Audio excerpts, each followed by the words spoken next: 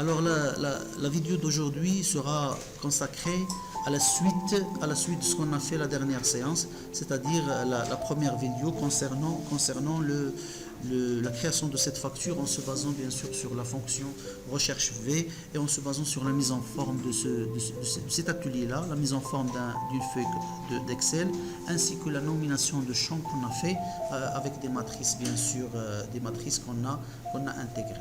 Alors, avant de continuer mon travail, je vais faire avec vous un tour d'horizon concernant ce qu'on a fait préalablement. Alors, ce qu'on a fait, c'est la facture, c'est la feuille facture, pardon, c'est celle-là, et c'est la feuille article. Dans la feuille article, on a nommé le champ A2 jusqu'à A12 par ref. On a nommé aussi la matrice A. C'est ici qu'il apparaît, et on a nommé le MP, le mode de paiement, et on a nommé aussi la matrice B, c'est ce que vous avez dit effectivement. Alors, le fait de nommer des plages de cellules, c'est pas fait arbitrairement, c'est pas fait d'une façon arbitraire, anarchique, au pif, à votre guise. Non, c'est fait suite à une demande exigée par quoi? Par la facture. La facture nous demande de faire quoi? De récupérer, après avoir tapé votre code, c'est-à-dire code référence, la facture demande cette désignation en provenance de l'article. Demande aussi la gamme en provenance de l'article. Et demande le prix unitaire en provenance de l'article. Cette demande est faite, le résultat est fait par le biais de la fonction recherche V, ce que vous avez ici. Je décortique ce qu'on a fait auparavant avec vous maintenant. Alors, la fonction s'appelle recherche V. Ok? Il cherche où? Il cherche cette donnée A8 qui est marquée ici. Il la cherche où? Il la cherche dans la matrice MATA récemment dessinée dans la feuille article. Et puis, il récupère, une fois trouvé la donnée, il récupère la deuxième colonne qui ne concerne que la désignation. C'est-à-dire la 2, ça concerne effectivement la désignation. Mais la troisième, ça concerne le prix. Et la quatrième, ça concerne, à ce que je pense, la gamme.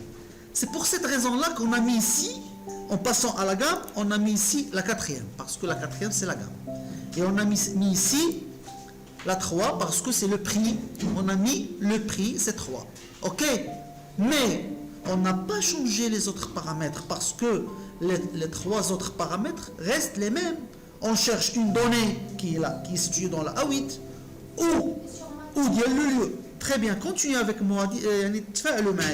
Dans la MATA qui se trouve dans la matrice, dans la feuille article, et je récupère la troisième, c'est la 3, c'est 3 qui change, et avec 0, j'ai mis 0, comme je peux mettre faux. Faux, la 0, ça revient au même, ça veut dire que c'est un signe d'exactitude. Je veux que mon résultat soit exact, c'est-à-dire je cherche une donnée exacte. C'est pas un préfixe ou un suffixe dans une autre donnée. Donnée exacte. نقلب على العالمي حسن. ماشي العالمي ودغيري حسن. عالمي حسن sans ajout. Est-ce que c'est clair? Donc je mets un faux ce dernier élément et je tire vers le bas. Comme j'ai déjà fait la dernière séance, ici c'est un net commercial. Ici pardon, c'est un montant brut. C'est juste la quantité multipliée par le prix unitaire qui est récupéré. Le prix unitaire c'est récupéré, il entre en action lors de la réalisation du montant brut. Ça fait, malgré le fait que header c'est une fonction, est-ce que vous l'avez vu? Mais là, une fonction, le fond, il affiche quoi? Le contenu. Le contenu c'est 523. Donc c'est ce que j'ai fait, je recopie vers le bas et je passe directement à ma réduction commerciale qui est bien sûr la première chose à compter, à calculer. Donc, on a égal quoi? Égal le montant brut fois, comme je déjà, on factorise par 1 moins le taux. Ou le taux, c'est quoi le taux? C'est ce taux-là qui doit être fixé par F4, c'est-à-dire dollar avant H fixant H, dollar avant 9 fixant 9, parce que la totalité doit être fixée du fait que c'est un taux qui régit toutes les lignes. Ok? Et je valide. En validant, je fais quoi? Je peux retirer vers le bas et gagner mes quoi? Et gagner mes nets commerciaux. Ça fait. D'abord, je vais pencher à quoi? Je vais pencher à la comptabilisation de quoi? Au calcul de quoi? Du montant de taxes compris. Dites-moi s'il vous plaît, afin de calculer le montant de taxes compris, il fallait faire quoi? Il fallait faire quoi au préalable? Est-ce qu'il n'y a pas d'autres nets auxquels il faut faire attention? Dans chaque facture, il y a des nets par exemple, il y a des nets commerciaux, deux réductions commerciaux, avec un net financier, c'est-à-dire un autre net financier. À cet égard, il fallait faire quoi? Bon, continuons notre vidéo. On a une structure de la facture, ok? Une structure qui est faite ainsi, ok? Par exemple, vous calculez vos montants bruts, ok? Vous calculez vos montants bruts comme ça, c'est la quantité multipliée par le prix unitaire, mais hors taxe. Puis vous passez au calcul de la réduction commerciale à travers un net. Vous sortirez à travers un net. C'est le net C1, c'est le net commercial 1, qui n'est rien d'autre que quoi? Que le montant brut moins la réduction 1. Ou la réduction 1, c'est le montant brut multiplié par le taux. C'est-à-dire, je factorise par le montant brut, j'aurai un 1 moins le taux de remise commerciale. Si j'ai d'autres réductions commerciales, je la prends en compte. Si je ne l'ai pas, je passe à la réduction financière, l'escompte, qui sera bien sûr comptabilisé dans la comptabilité générale. Il y a un compte quand même d'escompte accordé, c'est une charge financière dans la classe 6, le poste 3, c'est-à-dire les charges financières. Ok, donc je calcule, mais en se basant sur quoi? En se basant sur le dernier net commercial déjà calculé. Est-ce que c'est clair? Et avant de passer à la majoration de TVA, il faut prendre le dernier quoi? Net financier. Wow. À cet égard, le fait que je travaille sur cette facture et que je suis à la phase de calcul du montant TTC, il fallait faire quoi? Il fallait prendre vos précautions. Est-ce qu'il y ait déjà une réduction financière? Je vous pose cette question. Est-ce qu'on a déjà dans cette facture une réduction financière? Dites-moi. Oui. Où je vais la trouver? Alors, vous jetez un coup d'œil sur la feuille article et vous allez trouver. À chaque mode de paiement, il y a toujours une réduction financière accordée. C'est-à-dire, si vous avez payé en comptant sans crédit, vous bénéficierez ou là vous octroyerez d'un taux de 3,2%. Est-ce que c'est clair? Donc je continue mon travail. Donc je dois ici faire quoi? Je dois prendre le dernier net commercial. Donc on بداو égal. Faites attention à ce que je suis en train de faire et de dire. Je dois prendre le dernier net commercial, c'est ça, ok? Alors j'ouvre une parenthèse. Et je dois tout d'abord le retrancher de quoi? Le retrancher de la réduction financière. Est-ce que je connais moi la réduction financière? Je ne la connais pas. Wow. Donc je dois prendre le I8 lui-même, multiplié par multiplié par un taux de remise, un taux d'escompte. Ok, un taux d'escompte. Alors j'ai dit on multiplie la G8 qui est le net commercial par le taux. Je vais prendre au pif maintenant, et rien que pour faire passer la formule tout entière, je vais prendre par exemple 1%, mais ça ne concerne pas 1% bien sûr. Alors ça s'appelle une réduction, un net financier. Ce net financier, je le multiplie par quoi? Dites-moi, afin d'aboutir au calcul du TTC. Je le multiplie par 1 plus quoi? Plus le taux de TVA. Le taux de TVA, c'est le L9. Il fallait le fixer. Très bien. Il fallait le fixer. Je l'ai fixé en tapant la touche F4. Et puis, j'ai ma formule. Or, cette formule est incomplète. Pourquoi? Parce que le taux que j'ai choisi, le 1%, ça n'a pas de sens.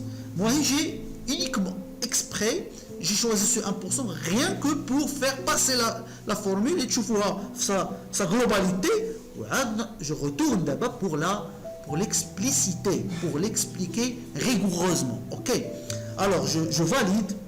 Je peux même recopier vers le bas.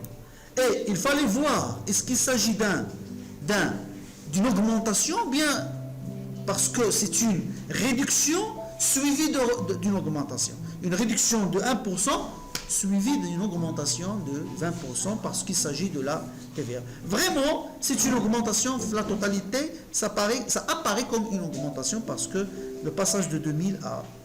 Mais, mon objectif final réside en quoi? En le fait que si je choisis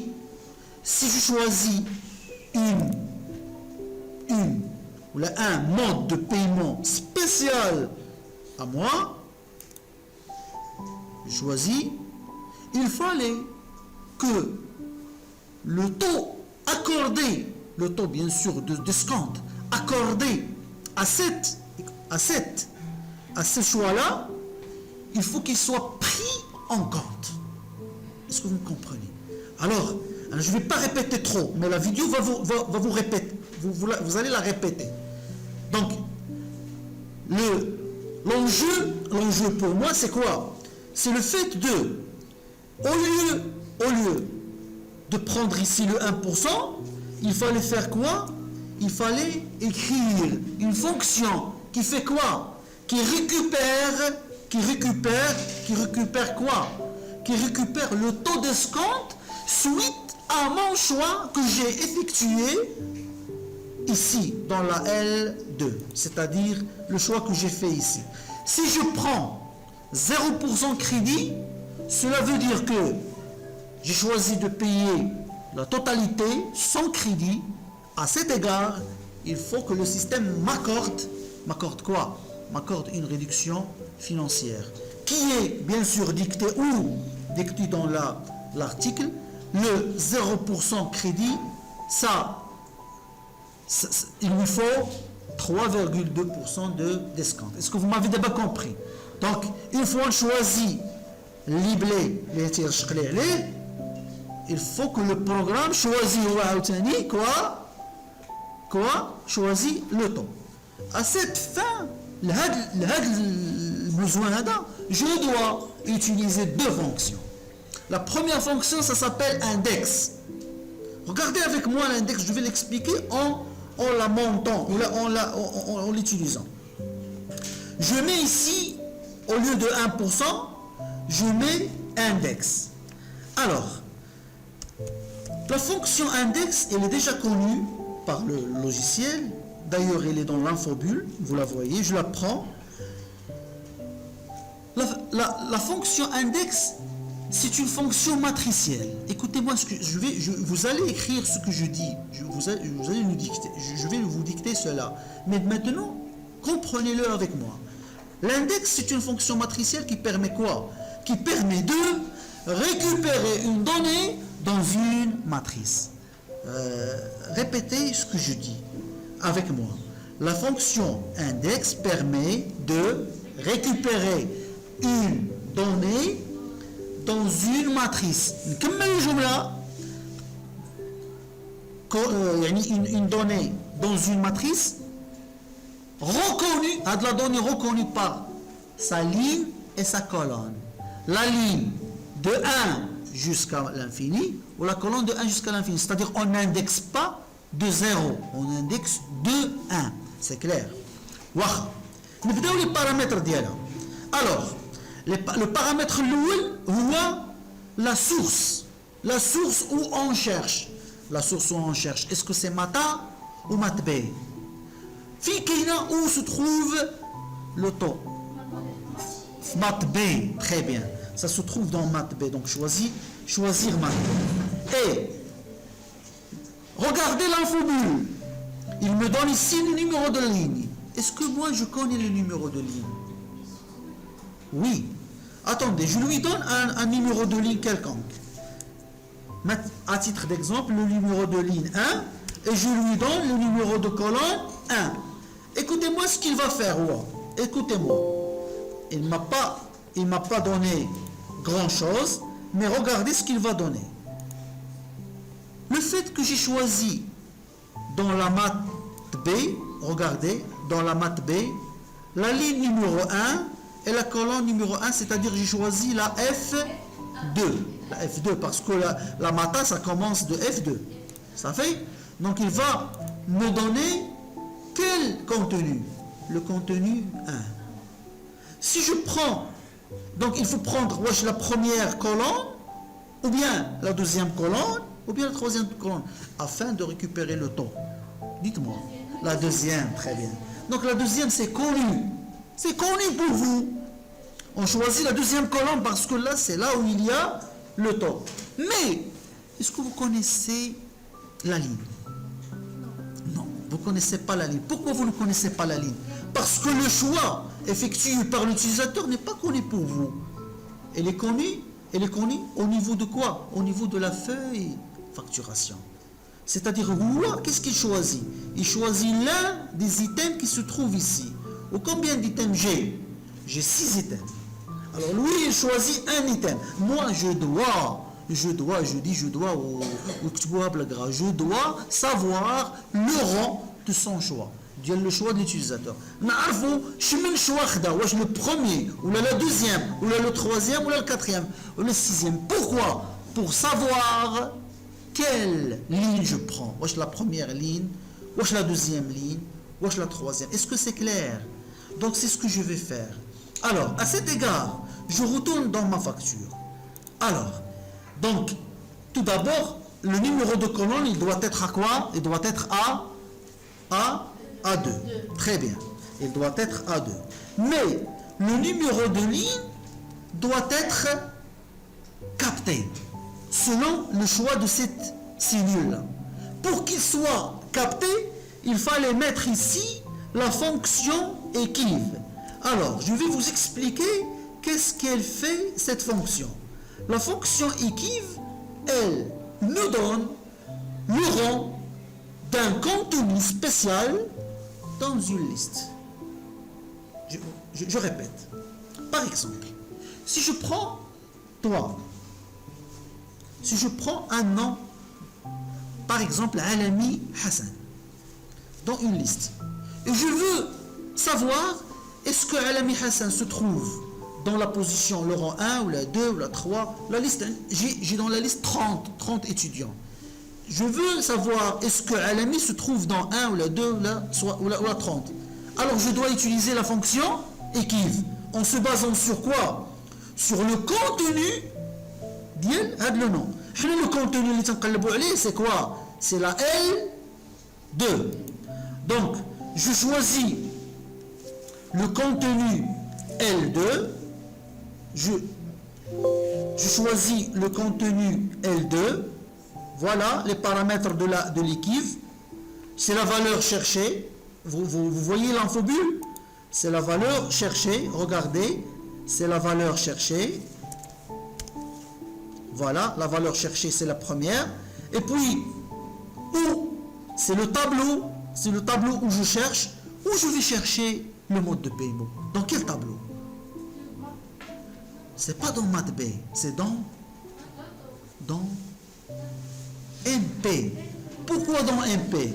Parce que c'est la colonne, c'est la matrice unicolone qui contient les modes de paiement. Je la cherche dans MP et je mets à fond mon dernier élément, c'est-à-dire à 0, afin que le logiciel ou le programme me donne l'exactitude du résultat obtenu. Est-ce que c'est clair? Alors regardez avec moi. Je vais prendre cette fonction-là en presse-papier afin de l'expliciter juste après. Donc, d'abord, j'ai fait quoi? Je récapitule. J'ai pris la fonction index, ok, qui fait quoi? Qui se base sur math B. Il me donne le contenu dans math B de la ligne trouvée par Ekiv et de la colonne numéro 2. Alors, si je valide, il va me donner le résultat.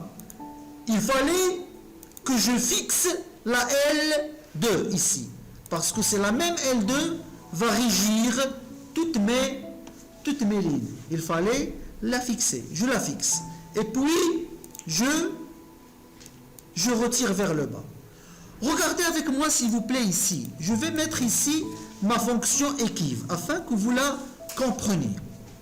J'ai mis ici quoi? Suite à ce choix-là, l'Ekiv me donne le rang de ce choix-là dans la MP. Vous savez? Regardez.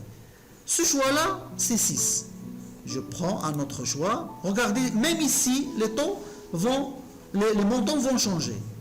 Ça, c'est le 1, c'est-à-dire, c'est le premier choix, ou le premier choix, 0 crédit. Il n'y a aucune réduction. Alors, le montant, il va augmenter un peu. L'ardo, si je prends le dernier choix, 6, le montant, il a été réduit parce qu'il y a une réduction financière. Vous m'avez compris? Le fait ici que j'ai écrit Ekiv L2, MP2, MP0, ça veut dire que suite à ce choix-là, celui-là me donne le rang. Par exemple, le 50 crédit, c'est ça, le 50 crédit. Le 50% crédit, c'est la troisième case, ou la troisième ligne. Il m'a donné 3. L'IGA après, c'est la 25, c'est 4. Est-ce que c'est clair? Donc, avec cette fonction-là, on a pu calculer quoi? Calculer le net financier et l'intégrer dans le calcul du montant TTC. Restez avec moi, s'il vous plaît. Je n'ai pas terminé. Je vais avec vous, bien sûr,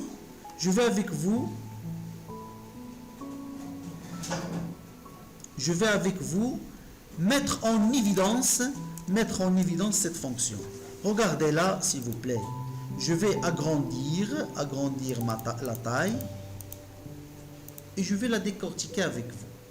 C'est ça, la fonction avec laquelle on a pu calculer le MTTC. Regardez. Le G8, c'est quoi le G8? C'est le net commercial. On a retranché du net commercial le G8 ou le net commercial. G8 c'est le net commercial, c'est ça. On a retranché du net commercial le net commercial lui-même multiplié par le taux de quoi? Le taux d'escompte. Le taux d'escompte. C'est un taux d'escompte. En rouge, c'est le taux d'escompte. Est-ce que c'est clair? On a multiplié le taux d'escompte fois le net commercial et on le retranche du net commercial. On a trouvé par la suite quoi? Le net financier. Ça, c'est le net financier qui est d'ici jusqu'ici. C'est-à-dire, c'est un net financier. Et puis, j'ai multiplié par 1 plus taux de TVA fixé. Parce que le taux va régir toutes les lignes, je dois le fixer. Donc, je ressors par un montant TTC où il y a cette majoration. Restez avec moi, s'il vous plaît. Index. Je vais la réexpliquer. Alors, index se base sur quoi? Il se base sur une math B, une option math B qui est la matrice où il effectue la recherche. Et il se base aussi sur la deuxième option qui n'est rien d'autre que quoi? qui n'est rien d'autre que la fonction équive que j'ai mis ici exprès. Pourquoi je l'ai mis exprès ici? Parce que il va me récupérer le rang de mon choix du mode de paiement. Est-ce que c'est clair? L'équive, il se base sur le contenu de L2. Il cherche le L2 où? Dans MP. Dans MP. À faux, il y a le dernier élément à 0, c'est-à-dire je veux des résultats exacts. Il cherche ce L2 dans le MP et il me donne le rang, le numéro de la ligne. Ce numéro de ligne sera pris en considération avec le numéro de colonne, la matrice B, afin qu'il me donne le taux choisi. Parce que ici dans la feuille article, si vous choisissez ce taux-là, il doit savoir le rang de cette ligne-là. Le rang de cette ligne, c'est 5. Ça fait, c'est clair. Donc, c'est par l'utilisation de la fonction équive. Donc, dans cet atelier, j'ai fait quoi? J'ai expliqué la fonction index, la fonction équive, qui s'utilisent toutes les deux dans le calcul du MTTC, parce que dans le MTTC, il fallait calculer au préalable le net financier afin de l'abattre au taux de TVA. Est-ce que c'est clair? Alors, je continue ma facture. On continue, pardon. Alors, on a ici un total TTC à calculer. Et alors, dites-moi comment je vais faire. C'est quoi ça? C'est le total. Comment calculer le total? C'est la somme. Alors, je peux écrire la somme ou bien je peux choisir la somme à partir des fonctions qui se trouvent ici. Alors, je peux choisir, bien sûr, sélectionner la liste des montants TTC et puis valider par entrée. Et j'aurai mon montant final. Ici, TVA transport, c'est quoi? C'est égal à cette option multiplié par cette case, multiplié par cette case-là. C'est la TVA transport. OK? Bon. L'escompte, c'est quoi l'escompte? L'escompte, c'est le total des escomptes. C'est le total des escomptes. À cet égard, il fallait prendre le taux d'escompte. Où se trouve le taux d'escompte? Le taux d'escompte se trouve ici dans cette formule-là. C'est l'index. C'est ça le taux d'escompte. C'est cet index avec l'équive. C'est ce qu'on a fait tout à l'heure. Alors cet index avec l'équive, ça englobe le taux d'escompte. Je le prends en presse-papier, c'est-à-dire je le copie, et puis je vais le mettre ici, dans l'escompte. L'escompte, c'est quoi? C'est égal, c'est la somme de quoi? C'est la somme des nets commerciaux, ok ou non?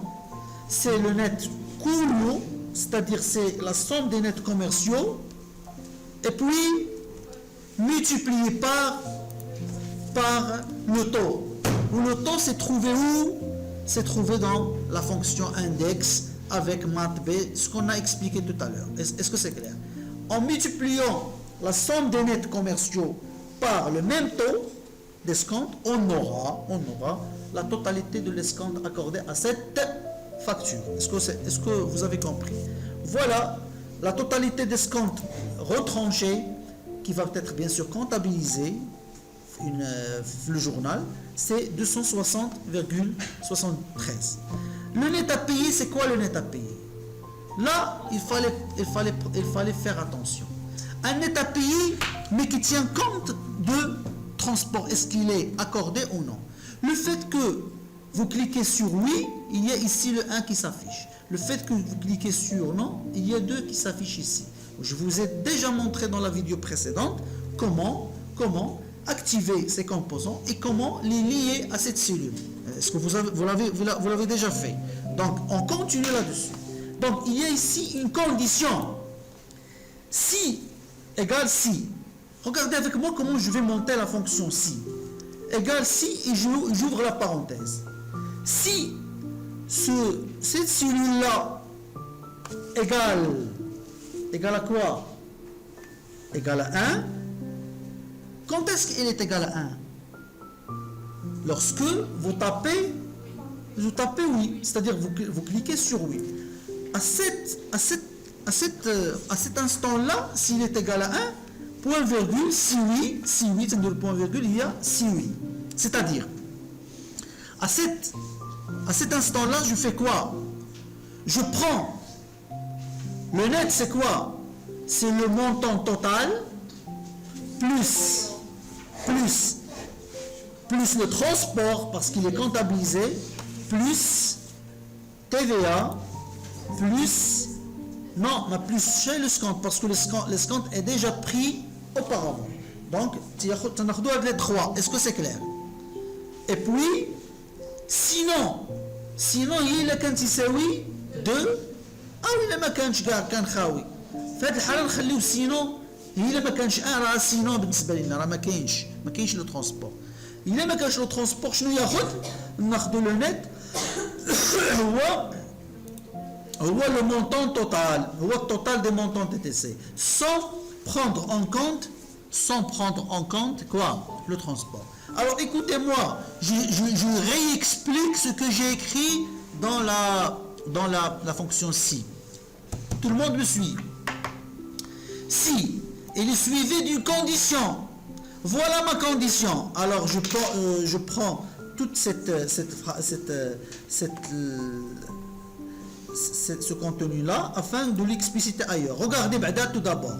Il y a 2. Il a 1, normalement, il y a Z. Voilà, je Z ou non. Z parce que tu Z 70 dirhams plus le 9 dirhams. Il y a 79,8 dirhams. Tu vois la différence. Est-ce que c'est clair? Donc ça marche. Ça marche ou non? Ça marche parce que ça change. Maintenant, je vais vous expliquer cela dans ce qu'on a fait ici. Alors, je réexplique cette fonction. Regardez avec moi s'il vous plaît. Une dernière explication. Ça, c'est la condition. Ça, le premier paramètre de la fonction si, c'est la condition. Le deuxième, c'est pas la condition, mais c'est le traitement. Le traitement si oui. Là, si oui. Ou le dernier, si faux. Le dernier, c'est si faux. C'est-à-dire, si faux. Il a quand il y a de la condition vraie, il va appliquer la N12, la N14 ou la N15. Ou le quand n'est pas vrai, il est faux, mais n'est pas égal à 1, à cet égard, il va prendre uniquement la N12, il ne va pas prendre en considération tout simplement le transport. Alors je retourne à ma facture afin de finir ce net ou bien cette catégorie de la facture. Afin de prendre cette catégorie-là, je vais jeter avec vous le coup d'œil sur le cours. Voilà. On a quoi? On a quoi? On a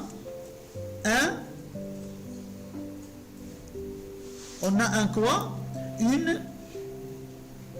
Une condition multiple afin de réaliser votre... On a une condition multiple. C'est quoi cette condition multiple? Alors je cherche le copier. Alors je vais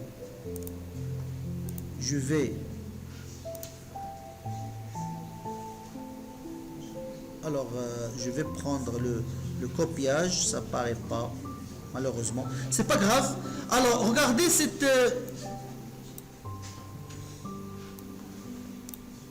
regardez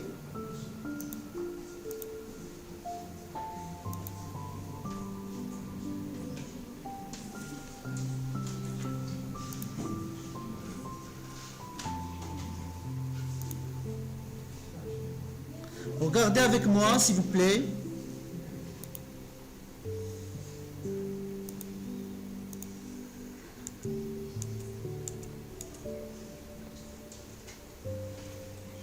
Alors,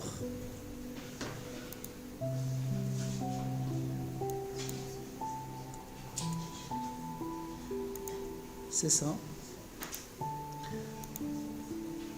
Je prends avec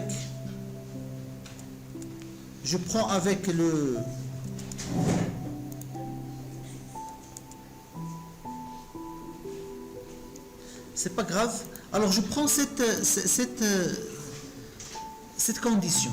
Si, écoutez-moi, si vous avez une catégorie, si vous avez un net qui est supérieur à 30 000 dirhams, vous aurez le A. Si vous avez un montant entre 20 000 et 30 000, vous avez B. Si vous avez entre 15 000, ça fait? Alors je vais vous poser la question et vous allez me répondre. Maintenant la première condition, si le montant est supérieur à 30 000. À cet égard, je prends quoi? Alors, je vais prendre ici la fonction si. Donc égal si. Si, il porte sur quoi? Il porte sur quoi? Sur ce net. Net qui se trouve à la cellule N17. Si le N17 est supérieur, alors je dois avoir le caractère supérieur. Si on a mis égal si, qui porte sur le net à payer. Si ce net à payer est supérieur, alors je dois avoir la lettre supérieure, c'est ça, il est là, parce que j'ai pas de supérieur dans mon clavier. Alors si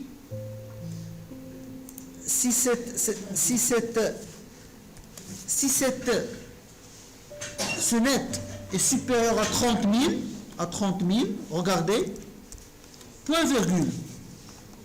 C'est ça la maquette avec laquelle on travaille. Si elle est supérieure à 30 000, je prends le A. Cette facture est nommée A, à titre d'exemple. Sinon, je pose une autre question.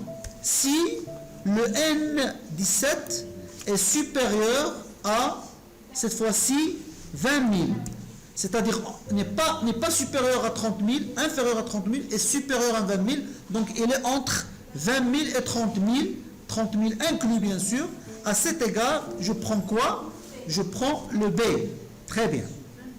Je prends le B. C'est ça. Et puis, je mets un autre sinon avec point virgule. Si 20 000, c'est ça, j'ajoute un 0. C'est bien. Si le N17 est supérieur à 15 000, restez concentrés s'il vous plaît. Je prends quoi cette fois-ci? Je prends le C. Ok? Et puis, s'il est supérieur à 10 000, ok?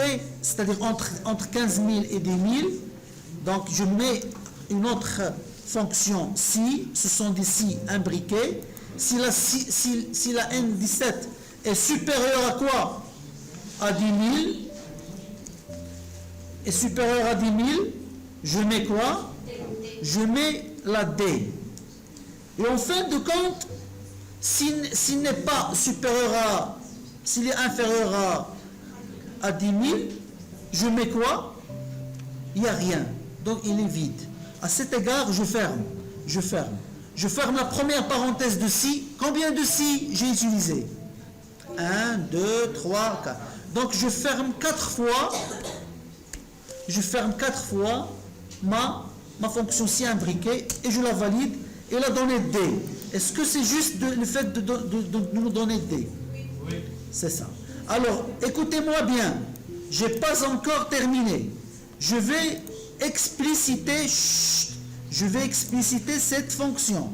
Je passe à Microsoft Word et je vais vous expliquer cette fonction soigneusement. Ok? Je prends un nouveau fichier gars, radicalement, et je prends ma fonction. Regardez la fonction. Tout le monde me suit. J'agrandis. Alors, combien de si j'ai? 4. Je vais colorer la première si avec le rouge. Il a commencé ici et il se termine où?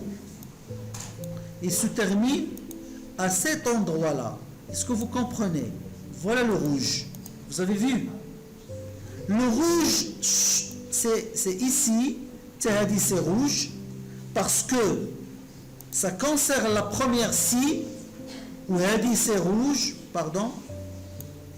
C'est rouge parce que ça concerne la première si Ça concerne autre chose, c'est-à-dire sur le sinon de la si, on commence par une autre si, la verte. Je lui donne la verte avec si vrai. Donc regardez ce que je suis en train de faire afin d'expliquer. Cette vert-là, ou cette bleue, elle est clôturée à cet endroit. Et puis, cette autre couleur que je prends, par exemple, en vert, elle est clôturée ici en vert. Et la toute dernière, elle est en noir. Ça fait? Regardez bien. Si, condition 1, c'est-à-dire la condition 1, si code 1 est vrai, il va donner A. Sinon, il va se lancer à dire sinon, il y a des ok, il va se lancer dans une autre condition, sous condition. Il pose la condition sinon, c'est-à-dire à cet endroit, on est dans le sinon, on est inférieur ou égal à quoi? À 30 000. On pose la question, est-ce qu'on est supérieur à 20 000? Si on est supérieur à 20 000 et on est déjà inférieur à 30 000, donc on est entre 20 et 30. Entre 20 et 30, on donne B. C'est-à-dire si oui, si vrai, de cette condition. En passant à l'autre côté, on est dans le faux de cette condition. C'est-à-dire au vert, on est inférieur à 20 000. Je pose la question, est-ce qu'on est supérieur à 15 000? Donc on est inférieur à 20 000, supérieur à 15 000, entre 15 000 et 20 000, on lui donne le C. Et comme ça qu'on a fait pour comprendre cette situation. Donc ce que vous voyez ici, on a presque terminé l'atelier. Ce qui reste ici, ce sont des ABC, ce ne sont pas de grandes choses. C'est-à-dire la moyenne des TTC. Vous pouvez prendre ici la fonction moyenne et vous choisissez les MTTC tout entier. Voilà, il vous donne ce montant. Le max, c'est quoi le max? Vous le trouverez aussi ici. Alors écoutez-moi, c'est le max. Le max des MTTC, c'est ça. Je le prends. Le nombre de lignes de commande, c'est le NBval. Vous mettez 1 égale NBval. NBval, le nombre de valeurs de quoi? J'ouvre la parenthèse. Le nombre de valeurs de lignes, les voilà. Et puis je ferme. C'est 3. Et la somme des montants avec la gamme. Écoutez-moi, la somme des montants gamme. Alors, je mets ici une si conditionnée. Une somme conditionnée. Somme point si. Somme point si. C'est ça la fonction. Alors, la première plage, la première zone, c'est là où il y a la condition. C'est là où il y a la condition. C'est-à-dire où se trouvent les poudres ou les pâtes, c'est-à-dire où se trouve la gamme. Et se trouve ici, dans cette zone-là, dans la B, la C8 jusqu'à C10. Et puis, quel est mon critère? Le critère, c'est poudre. Donc, je choisis le mot poudre. J'écris poudre entre guillemets doublés. Et puis, je somme quoi? Je somme les nets. Ou bien les TTC. Je somme les TTC, c'est-à-dire les N8 jusqu'à N10. Donc, qu'est-ce que j'ai fait? Effectivement, j'ai sommé conditionnellement. J'ai fait la somme avec une condition. La condition, elle porte sur les C8, C10. Ma condition, c'est poudre. Si je trouve poudre, je prends le montant convenable, c'est-à-dire ici. Combien de poudres existent? Il existe une, ou c'est à 2021. Donc il va me donner 2021 ici, vous la voyez. Si je change, si jamais je change afin d'avoir un autre produit à poudre. Donc comme vous voyez, le montant est changé, c'est-à-dire il a calculé la somme qui est adéquate ou bien convenable les poudres. C'est comme si je suis en train de calculer le chiffre d'affaires des filles, pour les filles ou pour les garçons. C'est clair, est-ce que vous avez compris?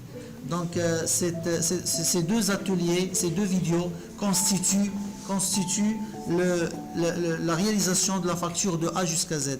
Alors vous les voyez bien, vous les regardez chez vous et vous les suivez, vous les répétez et vous me les envoyez pour le week-end comme atelier global déjà fait de A jusqu'à Z. Vous envoyez comme mini-test dans mon email. Est-ce que c'est clair? Ça fait, vous allez l'appliquer, il sera comptabilisé pour vous, il sera, si vous voulez, apprécié pour vos notes. Alors je vais terminer. Merci de votre attention et à tout à l'heure.